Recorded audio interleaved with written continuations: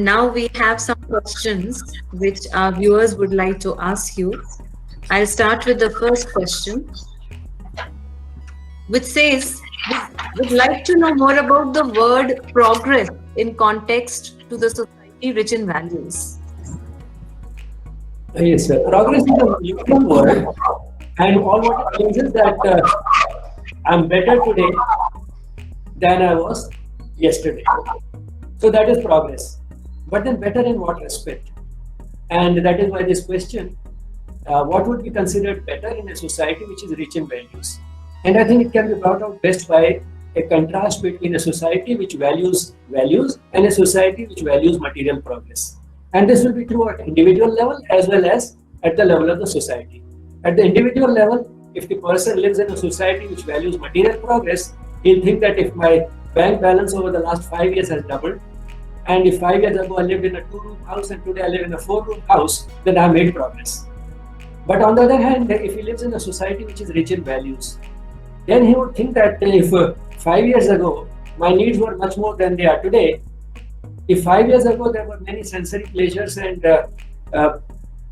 material objects and possessions that tempted me, if they don't tempt me anymore, then I have made progress.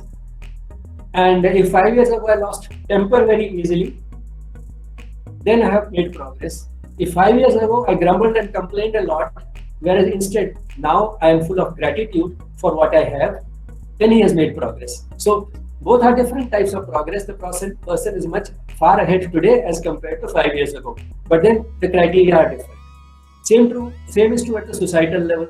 If the society values material progress, then it would consider progress to be the GDP going up. If the society values values, then it would look at it in terms of reduction in corruption and reduction in the crime rate. So that is how progress can be looked at differently depending upon what is it that the society values. How do you ensure that a school is progressive? Progressive essentially means unconventional, not feeling bound by anything rigid and ready to innovate and so on. But to some extent, I can understand where this question comes from, because Sri Aurobindo, the mother's system of integral education, is also sometimes called free progress system, and our school Mirambika is also named Mirambika Free Progress School. Now, what is free progress? What free progress means? Of course, I mean, these schools are also progressive in the sense they are innovative. They are not bound by conventions. But then what free progress means is that the child is free to progress at his own rate in the direction for which the child is best equipped. So, for example, a child is very well equipped. He has an inborn talent for language, but not for maths. So, the child at the age of 10 could be studying language, which an average child of 12 studies, and in maths he could be at the level of a child who is 8-year-old. So he could be studying English with a class with the children who are 2 years older and maths with a child who is 2 years younger. We are not able to do it in Mirambika, but we do this type of thing actually in practice in our school in Kechla, which is a tribe in the tribal belt of Odisha. There also we have a small school, and there we actually have children progressing freely at their own pace in the direction for which they are best equipped. And how long can this go on? About that, the mother has said that till the age of about 14, every child should study a bit of everything because it is needed in life. After 14, if a child wants to progress only in one direction, if he wants to be a musician or a sports person or anything, he doesn't want to continue with academics, the child should be free to do that. So that is free progress. How to ensure the curriculum includes all equal focus on spiritual and emotional development of students and teachers alike? Now, why only spiritual and emotional? As we saw that we should also look at the physical and the intellectual development. But then the important thing is that how can we ensure that spiritual development, which means development of values, accompanies the education of the body and the mind. Now, there is no curriculum which can really ensure anything. I mean, it may be a little blunt, and all such blunt statements have limitations, but in general, one can say that no curriculum can ensure anything. The outcome of education depends, in school education, on the quality of the teachers, on the quality of the students, or the temperament of the students, capacity of the students, and the curriculum in that order. Curriculum plays only a minor role. And therefore, what is important is, as we saw, the teacher has to be conscious of the psychic element, of the spiritual element throughout. The rest, of course, can be taken care of in other ways. For example, emotional development is taken care of primarily by what is considered normally extracurricular. Things like drawing and painting, music, dance, drama, and so on. But these things are not extracurricular, they are strictly curricular, because that is what leads to emotional development. That is what teaches the child that one can feel good or bad even when something has no utilitarian value and something does not really have any reason for example, if we have a bare room, it will serve the same purpose as a room which has a flower vase, a few pictures on the walls, and so on. Now, why do we feel better when these pictures are there in the room?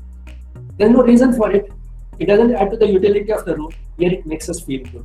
So, the child picking up this itself, that our sense of well-being doesn't necessarily depend upon things which have a utility or which are very concrete, which we can rationalize, is itself a great achievement. Takes the child away from material progress towards spiritual progress. So emotions can be a very good collaborator in the spiritual path. Which values still are uncontested and would appeal to the young generation? As we said that in psychic education, we don't really talk in terms of individual values, do's and don'ts. But still, I mean, since the question has been asked, values which remain uncontested, I would first of all put sincerity. Because by and large, we know, even as children, what the right thing to do is. We need sincerity to actually put it into practice. Another very important value, which is a close second, is gratitude. Because gratitude itself encompasses so many other values. Then love.